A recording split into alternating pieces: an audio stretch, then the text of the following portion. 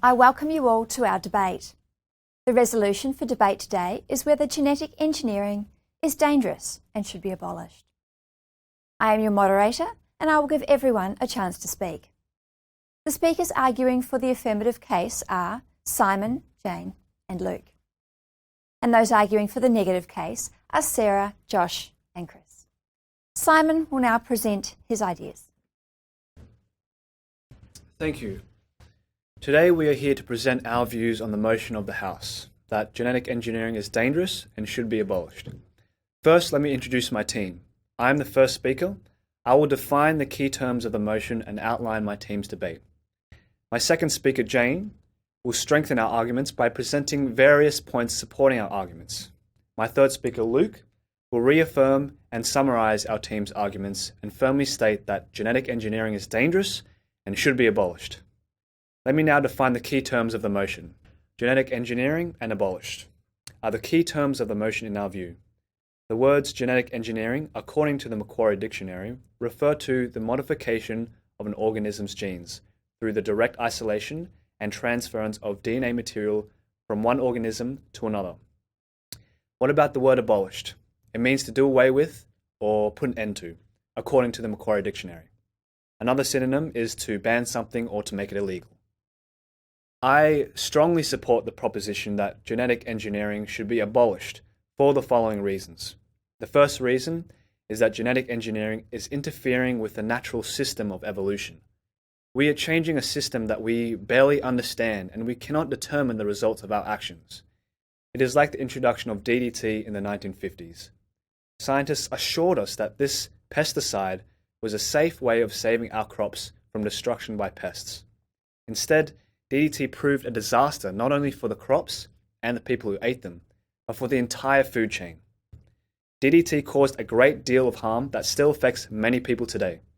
Even the search to create better human beings by changing their genes before they are born could be misused to create one type of human at the expense of another.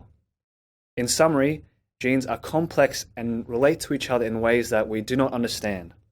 Because of the danger of results that we can't predict and the weakness of human nature, we should be extremely careful and ban the use of genetic engineering altogether.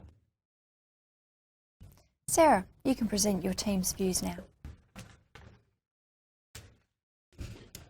I'd like to thank the first speaker for his remarks. Our team would like to speak against the proposal that genetic engineering should be abolished. While this side agrees with the definition of genetic engineering as changing an organism's genes, we do not see it as interfering with evolution. The first speaker makes some good points. However, I suggest we look at the reality of the situation. In fact, humans have been engineering crops and animals for many thousands of years, improving grains and livestock by crossbreeding. Even our domestic dogs and cats are completely different from their original species. While the concept of breeding superhumans might seem dangerous, the danger is completely overstated. This side believes that genetic engineering could be used to get rid of several diseases. Think of a world without cancer or heart disease. A world where people could live longer, productive lives without depending on hospitals or relatives to take care of them. Science will improve our lives as it has done in the past. If every new discovery was banned because of its potential dangers, we would have no electric lights, no air travel, and it would have taken you a long time to get here today without the convenience of a car or a train. For these reasons, I firmly believe that genetic engineering is beneficial to humanity and should not be abolished. Jane, it is now your turn to speak.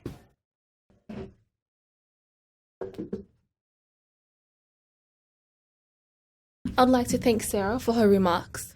She claims that you would have difficulty coming here today without the science of cars. Quite true. But this side is not arguing for the abolition of all science. Developing a machine is a long way from changing human genes. We are not talking about cars here, but what it is to be human. We can cure disease with medicine, with antibiotics, and with penicillin, or with surgery. But none of these will change the basic makeup of the human. This is the danger that should be considered, and this is why we believe that genetic engineering should be banned. Another reason for banning genetic engineering is the dangerous procedure of cloning. There is no real need to clone humans unless we want to create obedient clones for our armies, or to create a copy of ourselves for our own purposes. For these reasons, cloning has quite reasonably been banned in America. In summary, science does not have to be abolished, merely a section of science over which we have no real control and the consequences of which we cannot predict. Josh, please state your position.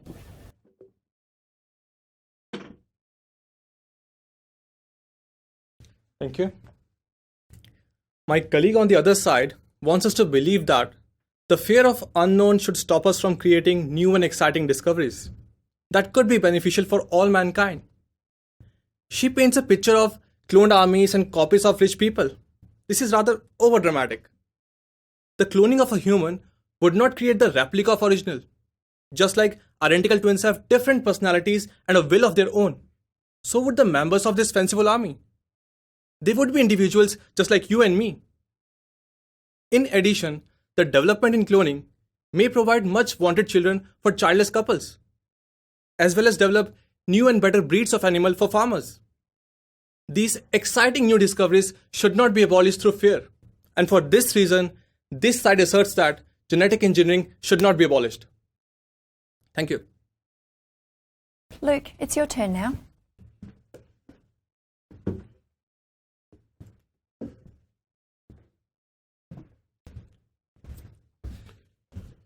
Thank you for your remarks, Josh.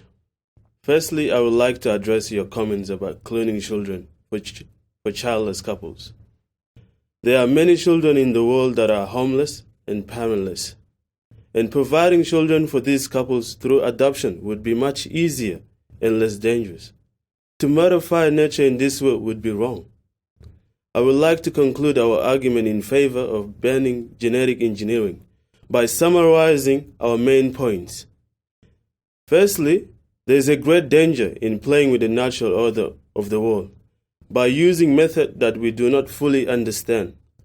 The consequences of this could be disastrous, not only for the humans, but for the environment as well. Human nature being what it is, we cannot be sure that the science would not be used for wrong and dangerous purposes, as it has done in the past. So our team would strongly advocate the abolition of genetic engineering. Chris, you can now conclude your team's ideas.